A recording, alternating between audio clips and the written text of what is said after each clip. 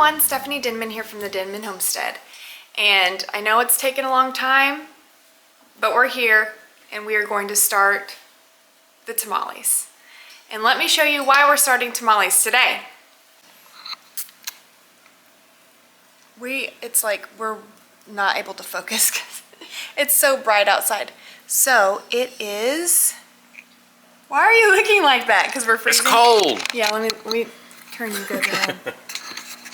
It is our snow day here. We got, I don't know, 3.5 inches by last total.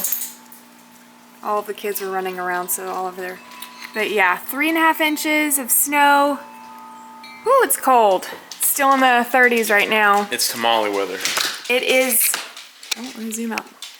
It is tamale weather. So, we've got our fire going, and in front of the fire we have all of our boots and gloves and everything from this morning that is drying out. We've got a really tired dog that was playing in the snow. So now that we've all had our naps, Alora just woke up from one.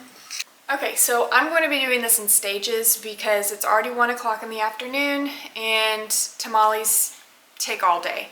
So today what I'm going to start is the meat, and I'm going to get my red chili sauce that's going to go into the meat later once the meat's finished cooking. I'm going to cook this meat 8 hours on low in my crock pot. It's a pork shoulder with bone in, so I'm going to save that bone for later. We can do a bone broth with it. But I am going to trim off the excess fat. There's a big fat layer here. When I'm making tamales and I'm going through the meat shredding it, I try to take out as much of those little fat pockets that I can. Nobody likes that. So I'm going to trim off this excess fat. I'm going to get it in my crock pot, cook it low and slow. I'm going to add about 2.5 cups water with it and a cut up onion just in some chunks. So I'll have an onion in here, some water, and my whole pork shoulder. That's what we're going to do. Now, once your pork is done cooking, you're going to want to save all of the juices that are left over from that pork. So do not discard that pork, the pork broth that's left over, because we're going to use that in combination with our red chili sauce. A little bit about my family. Way before I was born, my great-grandmother had 12 children, my grandma being the oldest. She's awesome. Her name is Olga. And at my great-grandma's house, every December, mid-December, we would get together and make tamales at her house. My great-grandma had all 12 children in that house. She gave birth to all 12 children in San Antonio. And it's just a 2-bedroom home. I have a ton of cousins, ton of family, and I love it. My great-grandma's side of the family originated from Saltillo, Mexico. So, if you're interested in looking that up, it's actually a mountainous region of Mexico. That's where part of my family came from. And the tradition of tamales comes from her. Now, my Aunt Mary, my great Aunt Mary, she's the one who normally prepares everything, the masa, the meat. She gets everything prepared for everyone, and we all show up and we just pitch in and do. So she keeps her recipe very close to the best. I don't know that she's ever shared her tamale recipe, but I've, paid attention and over the years and learned how to do it. And obviously I was helping in the kitchen when I was little, and so I've picked up on a thing or two, and now I make my own tamales. And I'm going to share my recipe with you. The thing about tamales, though, is that there's no one way. I'm sure that people will argue with me about that, but like there's different seasonings, there's different ways to do them, different ethnicities, nationalities, they do them different ways with different ingredients. Puerto Ricans do them a certain way, you know. Tamales, there's a wide variety of different cultures that do them differently. So I'm just going to show you the way that I do them, and we can compare and talk about it. Alright, so I've cut a bunch of that fat pad off, and now I'm just going to take this whole big thing, plop it in my crock pot. Just like that. Seed it down good. I'm just going to take my white onion, or yellow onion, and get that skin off that outer layer.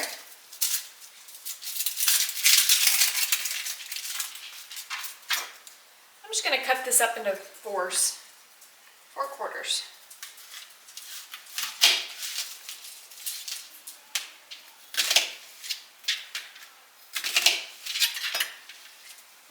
Tuck those in there. And take my 2.5 cups of water.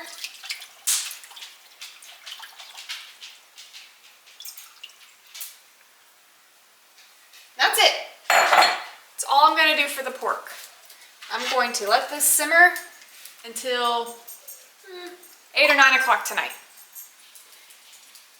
Alright, today's day 2. I am in my snow gear, so you'll have to excuse my outfit for today. I've been in and out, feeding the chickens, refilling the bird feeders, taking care of outside stuff. But now I'm inside, and I am going to start my red chili sauce for my tamales. The red chili sauce is going to go into my pork that I cooked all day yesterday. I'm going to shred that up today, and I'm going to start my chili sauce, and I'm going to reserve some of this chili sauce for my masa, because I like a little bit of the masa to have some flavor in it and not just plain corn masa. So to start, I'm going to be using 2 different types of chilies today.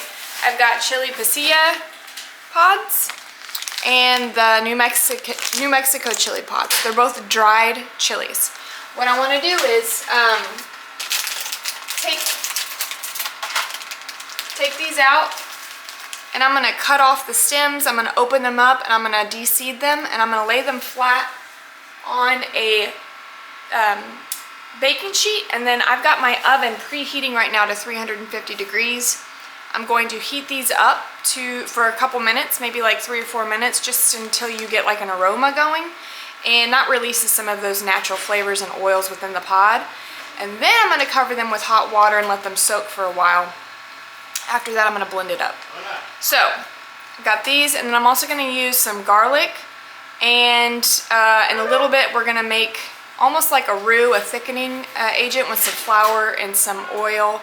And I also have, you don't have to use this, but I'm going to because I had some left over in my garden, a few onions that I'm going to roast with my chili pods. Alright, so I'm just going to take some clean scissors and cut them open down the side.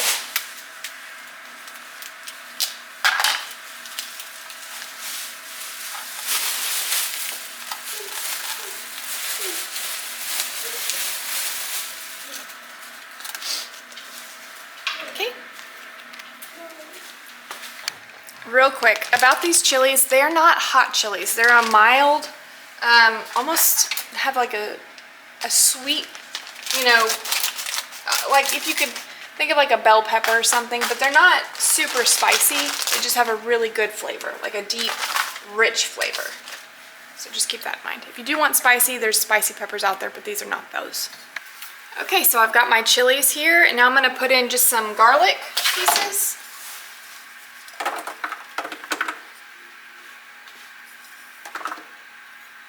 And I'm also going to, I have just a few little pieces of onion from my garden.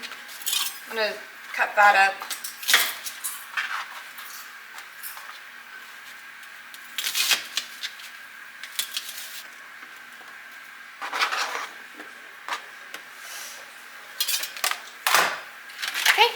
And this is gonna go in the oven for about 3 or 4 minutes. Okay, so while the chilies are in the oven, I'm going to go ahead and get my pork out and start shredding it and putting it in a separate bowl. Don't discard the broth. We need the broth. Here's my bone. I'm gonna save this for a good soup. Okay, it's been just about 3 minutes and I'm just getting this subtle sweetness to these peppers, and I'm gonna put them in a bowl, and then I'm going to cover them with boiling water and let them soak in the boiling water to get them all soft. That way I can blend them. Okay, this is done with hot boiling water, and I'm going to pour this over my peppers. Just need enough to submerge them, and if they're floating, you can put something heavy like a glass plate or something to weigh it down. So I'm gonna do that. Then let them soak for about 30 minutes or until the water cools off, and then we'll blend it. And in the meantime, I'm just shredding this pork. I am shredding it by hand. I do have these. You can use something like this to shred it as well, or a fork. But I'm shredding mine by hand because I'm finding a lot of fat pockets within the meat, and if you shred it with something like a fork or another utensil, you won't really be able to feel those. So I'm actually pulling that extra fat out, because when you take a bite of a tamale and you get like a big chunk of fat, it's not good. So and when I am shredding it, I'm shredding them and pulling them into like bite-sized pieces, so they're not like long stringy pieces within your tamale. Behind me I have my big brew kettle, and I'm going to put in, it's half full of warm water. I'm going to put 2 bags of corn husks in there and let them soak. I need to break them up better instead of just throwing them in there in the big pile. I need to actually separate them out pretty good so that all the water gets in between the layers of the corn husk. So I'm just kind of pulling them apart now, separating them out, making sure we don't have any clumps that do not get soaked with water.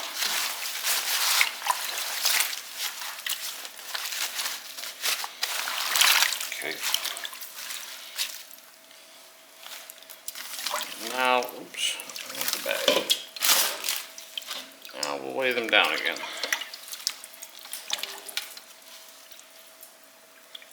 Okay, for this, I've got all of my pork shredded up, and I'm gonna take what's left of my broth here from cooking it, and I'm going to just strain it and save it in this other bowl. Now, if you have not been able to tell by now, you're gonna need a lot of bowls and appliances, and there's gonna be some dishes to do, but it'll be worth it. So I've got my blender out, and I'm now going to take my chilies out of the hot water and put them in my blender. Also my pieces of garlic and my small pieces of onion. Got all that in there, and now I'm going to take about 2.5 cups of this soaking water that has now turned a nice reddish brown, and I'm going to add it to my blender, and I'm going to blend this all up. Okay. But before I blend it, I'm also going to add about 2 teaspoons of cumin and a teaspoon of salt.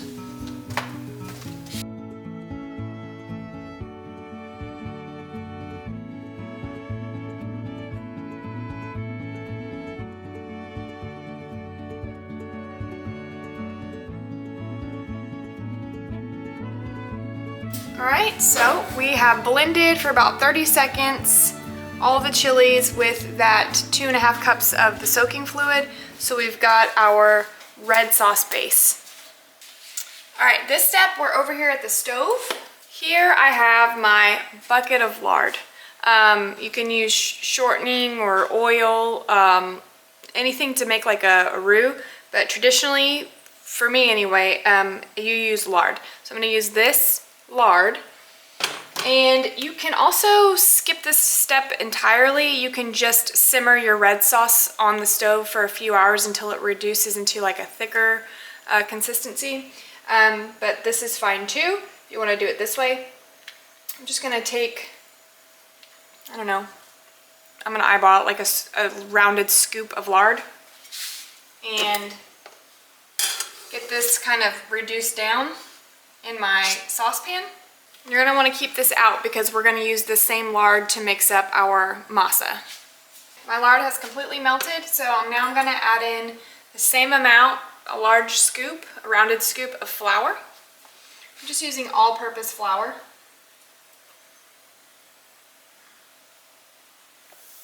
You do not want the flour to burn, so I'm just gonna stir this around in the oil, get it all incorporated.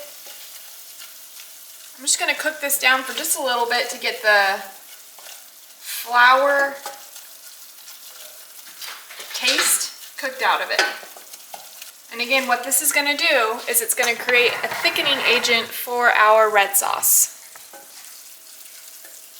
And that is what a traditional roux purpose is. Like a gumbo, soups that, I don't know, I use a roux for several different types of soups. But again, if you're gluten-free and you want to skip this step because it's got flour, skip the step.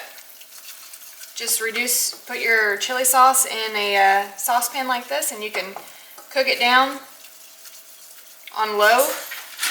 I'm going to go ahead and add in my red sauce.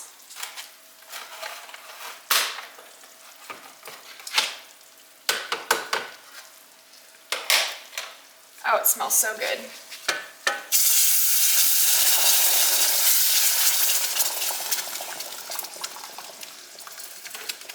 I'm just stirring this all in well to incorporate it. And it's already starting to thicken up with the help of that flour and lard. I've turned this on medium-low just to get it a good simmer.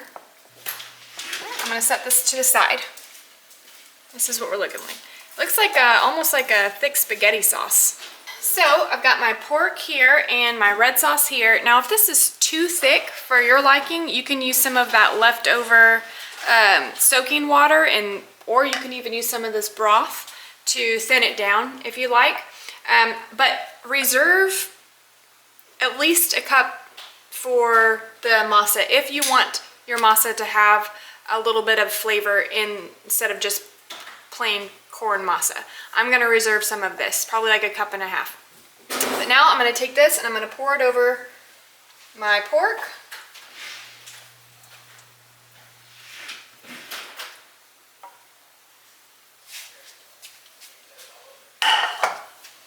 And just give this a good mix.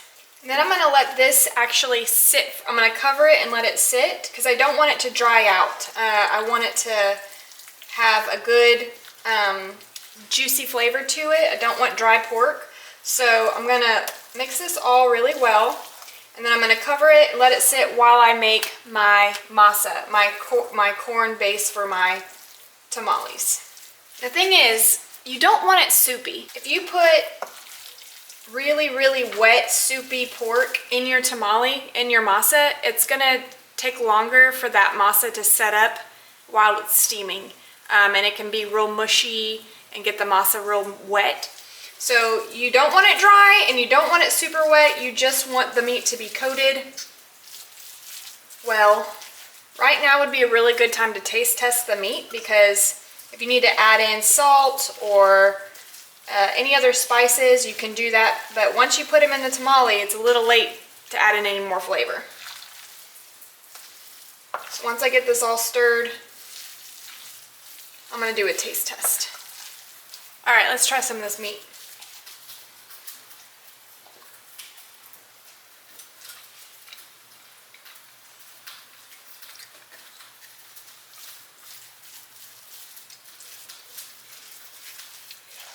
I think I'm going to add more red sauce and some salt.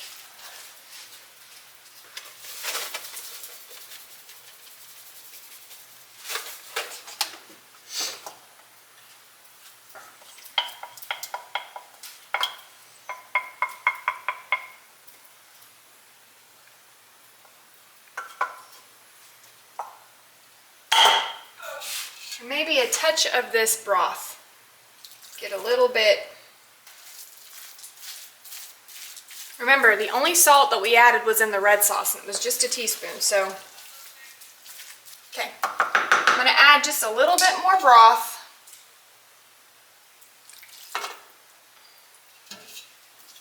Because I'm sure it's gonna be soaking in. And I'm gonna cover it and start working on my masa. One thing I'll add while I'm covering this up is that this meat, you can freeze this now at this stage if you'd like. You could freeze it as soon as you shred it if you don't want to add in the sauce. But this will keep in your freezer, like a deep freezer, 4 to 6 months if stored properly. And you could use it for tacos. Any leftover meat I've had in the past, I've used it for like scrambled eggs, like mixed it in with breakfast, breakfast tacos, pulled pork sandwiches with a Mexican twist. So anyway, you can stop right here and freeze it, or if you can freeze extra, yeah. So don't let any of it go to waste. I'm gonna set this aside. On the Denman homestead, where the sun sets golden in the west, we live in harmony with nature, doing what we love best. From the garden to the kitchen, and the bees inside their hive. On the Denman homestead, come along and plant, nourish, thrive.